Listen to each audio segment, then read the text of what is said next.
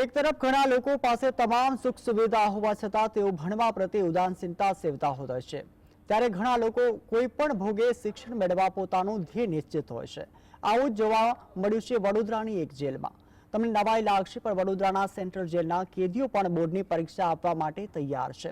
આ કેદીઓ પણ બોર્ડની પરીક્ષાની તૈયારીઓ કરી છે।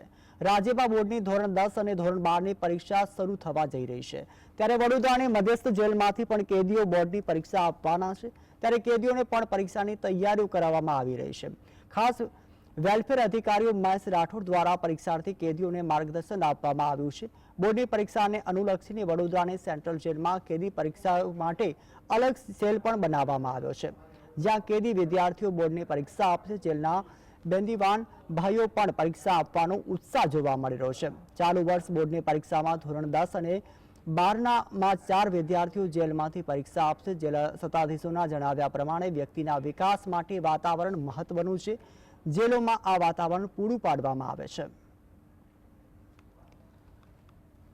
और एचएससी की एग्ज़ाम का आयोजन करते हैं। बोर्ड की तरफ से ही ये आयोजन हमारे लिए होता है। इस बार भी 4 जो बंदीवान है वो एचएससी की एग्ज़ाम दे रहे हैं और 4 बंदीवान जो है वो एसएससी की एग्ज़ाम दे रहे हैं। एक बंदीवान जो है जो दाहोद से यहाँ पे एग्ज़ाम देने के लिए आने वाला है तुरंत एचएससी की। तो जैसे बाहरी स्कूलों में भी अंडर कैमरा एग्ज़ाम ली जाती है, वैसे हमारे यहाँ भी अंडर कैमरा ही हम एग्ज़ाम लेते हैं। કેદીમાંથી એસએસસીના 4 બંદીવાન પરીક્ષા આપવાના છે, જેમાંથી 2 રિપીટર અને 2 ફ્રેશ છે। જેલમાં આ કેદીઓને કડિયાકામ અને વેલ્ડિંગ, સુથારકામ, દરજીકામ અને પ્લમ્બિંગ વોકેશનલ ટ્રેનિંગ પણ આપવામાં આવી છે। તેઓ ભણતર સાથે આ ટ્રેનિંગ મેળવીને જેલની બહાર જઈ પગભરા થઈ શકે તે માટે આ અભ્યાસ કરાવવામાં આવ્યો છે। અભ્યાસ એ જીવનમાં ખૂબ જ જરૂરી છે। જ્યારે આ કેદીઓ જેલમાંથી બહાર નીકળશે, સમાજમાં જાય ત્યારે તેમણે સમય બરબાદ કર્યો તે ના લાગે। આમ થવાથી જે બહાર નીકળ્યા બાદ સીધું જ સમાજમાં ભળી જાય છે।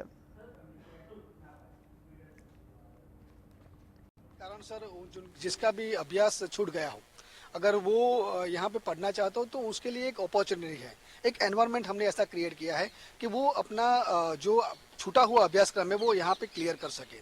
और काफ़ी लोग ऐसे हैं जो पढ़ने की इच्छा दर्शाते हैं कि मुझे बीए करना है, मुझे मास्टर करना है, और उनके लिए ये सब सुविधा हम थ्रू कैदी वेलफेयर फंड देते भी हैं। जिसको भी पढ़ना है, जिसको भी पेंटिंग करना है, जिसको भी गाना है, जो भी उसको चाहते हैं वो हम वैसा एनवायरनमेंट हम क्रिएट कर रहे हैं।